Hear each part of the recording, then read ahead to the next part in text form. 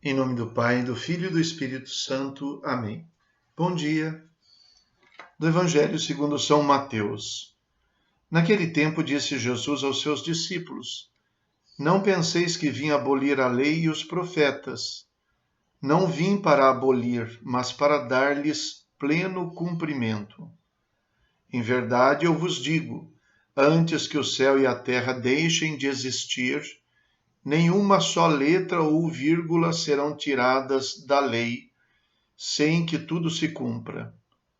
Portanto, quem desobedecer a um só desses mandamentos, por menor que seja, e ensinar os outros a fazerem o mesmo, será considerado o menor no reino dos céus. Porém, quem os praticar e ensinar será considerado grande no reino dos céus. Palavra da salvação. Glória a vós, Senhor. É muito natural que Jesus diga que não veio abolir a lei. Se a lei foi dada por Deus, se os mandamentos são imutáveis, se os mandamentos foram considerados, segundo o texto do Antigo Testamento diz, como sabedoria, leis sábias que outro povo tem no mundo, um Deus tão próximo que lhe dê leis tão sábias, mandamentos tão sábios. Então, como é que Jesus poderia modificar aquilo que já é perfeito? Aquilo que já vem de Deus? Então, Jesus, de maneira nenhuma, podia modificar. Ele não veio para isso, seguramente, e ele o declara. Mas o que chama atenção no texto de hoje é o fato de que ele diz: Vós pensais que eu vim abolir a lei? Ou mais precisamente, não penseis que eu vim abolir a lei e os profetas? Por que é que as pessoas poderiam estar pensando que Jesus fosse fazer isso? Porque no fundo tinham uma certa expectativa, talvez, de alguma mudança assim. E isso abre uma possibilidade de uma reflexão para nós. Por que as pessoas acham que tudo tem que ser modificado? Que tudo tem que ser inventado, tem que ser criado, que tudo tem que ser, como dizem, desconstruído. Por trás dessa ideia está a afirmação de que tudo foi construído um dia. Então, a desconstrução das coisas porque consideramos que foram os homens que fizeram e queremos desfazer para fazer diferente. Por que a gente acha que tudo que é novidade é bom? E por trás disso tem um problema muito sério. Problema ético, por exemplo, na ciência, na tecnologia. Porque o ser humano é capaz de fazer coisas quase que ilimitadas. Será que ele deve fazer tudo o que ele é capaz de fazer? Somos capazes de clonar, então deve clonar. Somos capazes de fazer uma bomba que destrua o mundo. Devemos fazer isso? Nós estamos vivendo hoje num tempo em que a ciência, ou pelo menos algumas pessoas da ciência, se pretendem donas da realidade. E sem perceber, na verdade, elas são escravas da tecnologia e da ciência. Nem tudo que se pode fazer se deve fazer. E existem certos avanços que, na verdade, são destruidores e que a gente não deveria nem começar a fazer. Não deveria ter que pagar o preço para ver que não dá certo, porque existem muitas coisas nas quais não se pode voltar atrás. É por isso que hoje existe esse alerta máximo sobre a sobrevivência do planeta e da vida no planeta. Porque nós desencadeamos certos processos que matam a natureza, matam o mundo e nos matam também, e nós não somos capazes de voltar atrás. Entre outras coisas, porque nós, ao fazer esses processos, nós praticamente criamos uma economia, um mercado em torno dele. Nós sabemos que somos capazes já, porque já existe rodando por aí, carro a energia elétrica. Então por que a gente não para de usar o petróleo e começa a produzir carros elétricos e começa a vender e acabamos com isso aí, já que é uma energia mais barata e mais limpa? Por que não fazemos isso tão rápido?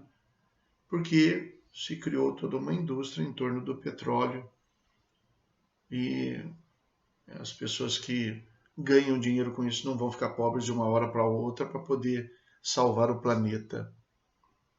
Então é um problema ético. Quer dizer, nem tudo que é novidade se deve fazer. E no fundo é por isso que alguns mandamentos nos restringem. Dizem que não devemos fazer certas coisas. É por isso que quando no livro do Gênesis Deus dá o preceito sobre o primeiro pecado para o homem e a mulher, esse preceito gira em torno de não comam deste fruto, porque no dia em que dele comerdes, morrereis. Por trás deste fruto não está uma proibição mesquinha do Criador, está a sabedoria de que este fruto fará mal, será fonte da morte. É por isso que Moisés, quando coloca no livro do Deuteronômio a lei de Deus diante do povo, ele diz: diante de ti ponho a vida e ponho a morte. Escolhe, pois, os mandamentos, escolhe a vida, porque os mandamentos não são caprichos de Deus, são sinais da sua sabedoria para o bem do ser humano. Só que a gente precisa acreditar nisso. A gente precisa acreditar que na palavra de Deus existe uma sabedoria que nos faz vivermos e vivermos melhor. Se duvidamos disso, então nós vamos ficar fazendo testes e talvez a gente não goste do resultado e quem sabe, quando a gente perceber que errou, não dê mais para voltar. Então por isso Jesus diz que os mandamentos não serão mudados. Mas o grande problema é que a gente vive achando que nós temos que fazer coisas novas sempre, que nós temos que criar tudo de novo. Como diz o Papa Bento XVI, num texto recente dele, já depois de emérito, ele diz: o problema é que o ser humano não se vê mais como um dom que é recebido, um dom que é conhecido, que é desenvolvido e sobre o qual nós rendemos graças ao autor do dom, a quem nos deu. O ser humano não se vê mais como um dom, mas como um produto, como se ele mesmo se fabricasse, ele se produzisse, ele se criasse. Por trás da cultura do nosso tempo está esse pensamento que no fundo é um pensamento idólatra, quando não ateu. Então, nossa primeira missão é dar continuidade, é buscar a plenitude, porque pode ser que esta sabedoria de Deus ainda não tenha sido compreendida, pode ser que ainda não esteja sendo posta verdadeiramente em prática, pode ser que haja enganos nossos de interpretação, isso sim. Se descobrirmos na caminhada, ao darmos continuidade àquilo que nós recebemos, que houve equívocos, devemos corrigir. Se existir alguma contribuição, alguma novidade que seja verdadeiramente um desenvolvimento, devemos fazer.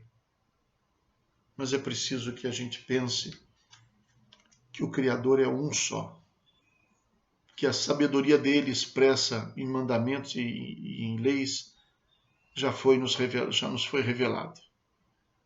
E que não somos nós que vamos nos dar mandamentos, porque nós, se girarmos em torno de nós mesmos e expulsarmos Deus para querermos sermos nós os autores da nossa existência, certamente o que encontraremos será a destruição.